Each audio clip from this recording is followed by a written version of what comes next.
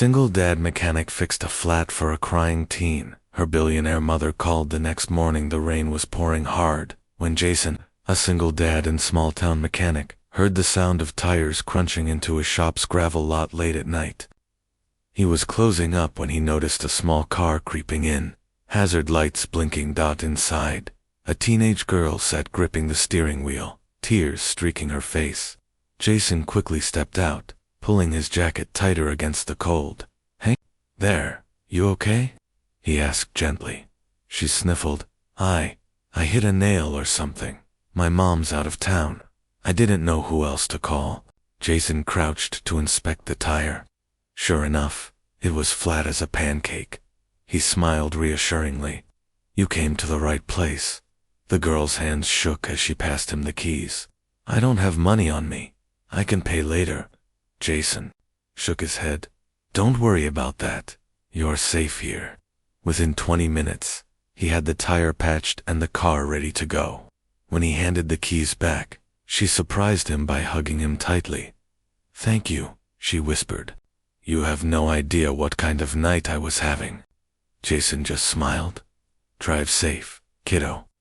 And tell your mom she raised a brave one." The next morning, Jason's phone rang. The voice on the other end was calm, confident, and powerful. "This is Evelyn Hart," the woman said. "I'm calling because last night you helped my daughter." Jason's heart skipped. Evelyn Hart, the billionaire CEO, who practically owned half the businesses in the county. "I just did what anyone would do," Jason stammered. Evelyn's voice softened. "No, you didn't ask who she was. You didn't ask for payment. You just helped her when she was scared and alone. People like that are rare." Jason chuckled nervously. "Well, I try to raise my boy to help people too." There was a pause. Then Evelyn said, "How would you feel about running a fleet of garages for me? I've been searching for someone with skill and heart. My daughter told me you have both." Jason stood there in his little shop, grease on his hands, as the weight of her words sank in. One act of kindness had just changed his entire life and his son's future. Jason Cole wiped his hands on a rag and glanced at the clock on the wall. It was nearly midnight, and the rain was coming down in sheets outside his small-town auto shop. Business had been slow lately, and he was already wondering how he'd pay the bills and still afford his son Mason's school trip next month. Being a single dad wasn't easy, but Mason was his whole world. Just as Jason reached for the shop's light switch, a pair of headlights cut through the rain. A small blue sedan limped into the lot, hazard lights blinking like a distress signal. Jason frowned. No one came to the shop this late, unless something was really wrong. The car rolled to a stop, and when Jason approached, he saw a young girl, maybe 16, sitting behind the wheel. Her hands were gripping it so tightly her knuckles were white, and tears streamed down her cheeks. Jason knelt beside the car window. "Hey there, you okay?" she sniffled, wiping her eyes with her sleeve. I hit a nail or something. I don't know what to do. My mom's away on business, and," her voice cracked, "I didn't know where else to go." Jason's voice was steady and calm, the way he used to speak to Mason when he was scared. "You came to the right place. Pop the trunk. I'll get you fixed up." When she stepped out of the car, Jason noticed she was trembling, not just from the cold. He offered her his jacket. "Name's Jason." She hesitated before answering. "Claire." He gave her a warm smile. "All right, Claire. Let's take care of this." The tire was shredded by a nail. Jason worked quickly, patching and reinflating it. Rain soaked his shoulders, but he didn't care. 20 minutes later, the car was ready to go. When he handed the keys back, Claire's lip quivered. "I don't have any money on me," she whispered. "I can come back tomorrow," and Jason waved her off. "Don't worry about it. You were scared and alone.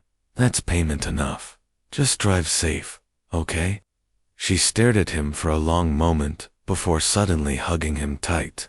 "Thank you," she said through tears. "You have no idea what kind of night I was having." Jason ruffled her hair like he did with Mason. It's gonna be all right, kiddo. And tell your mom she raised a brave one. The next morning, Jason was in the middle of pouring his second cup of coffee when the shop phone rang. He almost didn't answer. It was too early for customers, but something told him to pick up. "Colado," he said. A calm, commanding voice came through the line. "Is this Jason Cole?" "Yes, ma'am. How can I help you?" "This is Evelyn Hart." Jason nearly dropped the mug. Evelyn Hart, the billionaire CEO who owned the largest logistics company in the state. "I'm calling because last night, you helped my daughter." Jason rubbed the back of his neck. "Oh, Claire. She's okay, right?" "She's fine," Evelyn said, her tone softening.